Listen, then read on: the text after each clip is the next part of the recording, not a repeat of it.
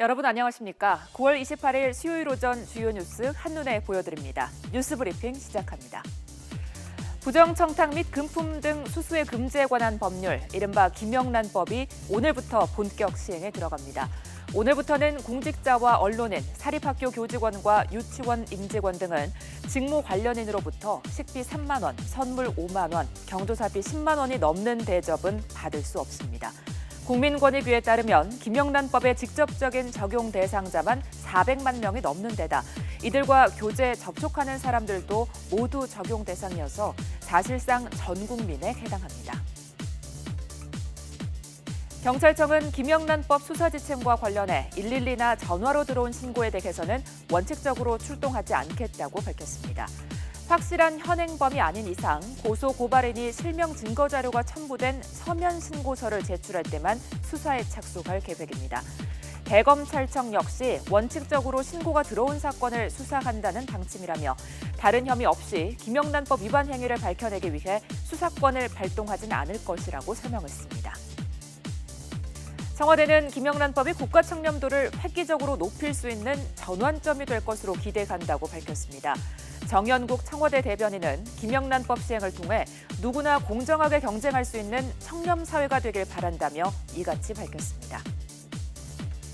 서울 지하철 파업 이틀째인 오늘 출퇴근 시간대 파업 참가율은 36.4%로 어제보다 다소 높아졌습니다. 부산 지하철의 파업 참가율은 44.5%입니다. 하지만 서울과 부산 지하철 모두 출퇴근 시간대 전동 열차는 평상시와 같이 정상적으로 운행됐습니다. 오늘은 보건의료노조 15,000명과 금속노조 소속 9만 명도 파업에 합세합니다.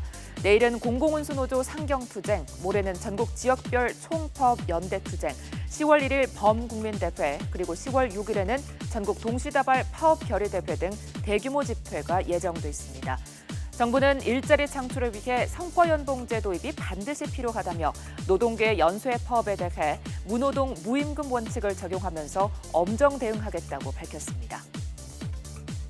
국정감사 사흘째인 오늘 기획재정위원회 일정에 잡혀있지만 새누리당 소속 조경태 의원이 위원장을 맡고 있기 때문에 여당의 국정감사 불찰 방침에 따라 열릴 가능성은 낮습니다.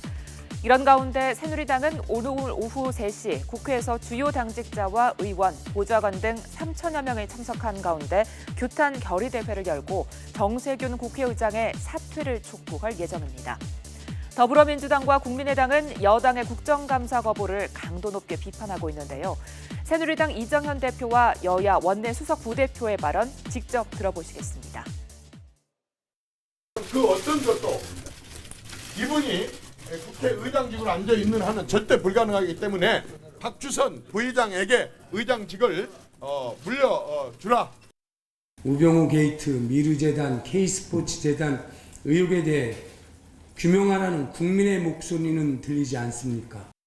무엇이 국민을 위한 길인지 다시 한번 심사숙고해서 반드시 국감에 되돌아오기를 바랍니다. 롯데그룹 비리 의혹의 정점에 있는 신동빈 회장에 대한 구속 여부가 이르면 오늘 결정됩니다. 서울중앙지방법원은 횡령과 배임 혐의로 구속영장이 청구된 신동빈 회장에 대한 구속 전 피의자 신문을 잠시 뒤 오전 10시 반에 진행한다고 밝혔습니다.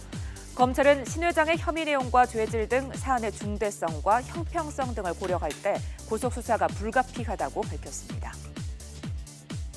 롯데백화점이 신격호 총괄회장과 사실혼 관계인 서미경 씨가 사실상 운영해온 백화점 내 점포 3곳과 거래를 끊은 것으로 확인됐습니다.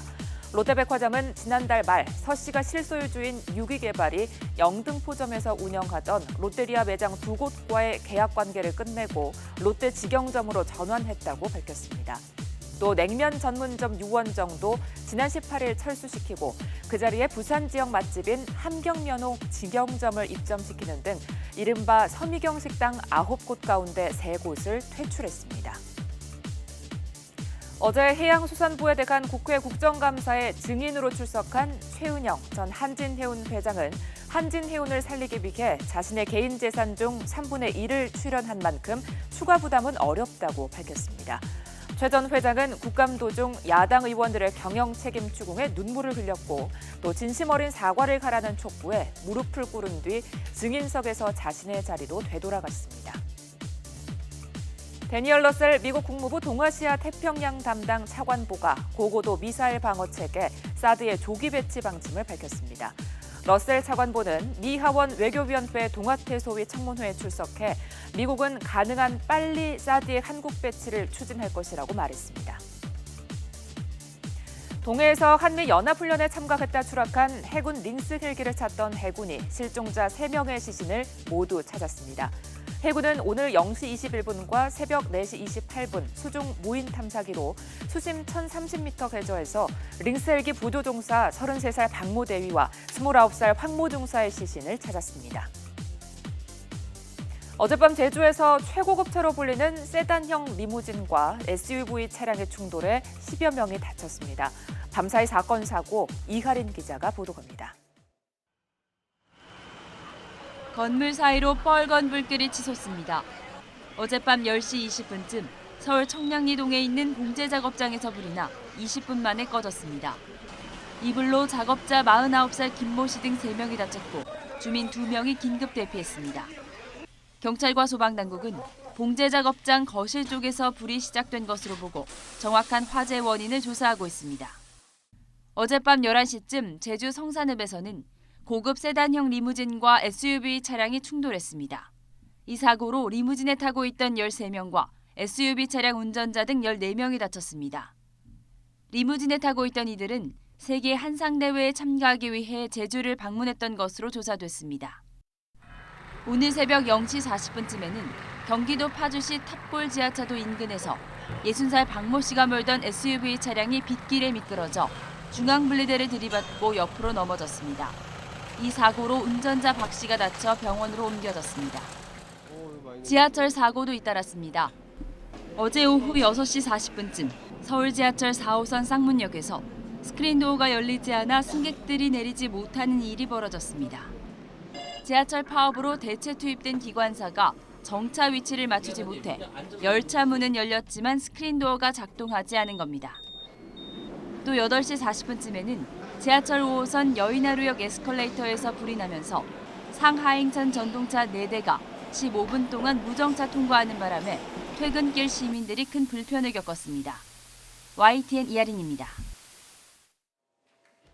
수요일 오전 주요 뉴스 전해드렸습니다. 자세한 소식이 궁금하시다면 바로 뒤 이어지는 뉴스타워에서 확인하시죠.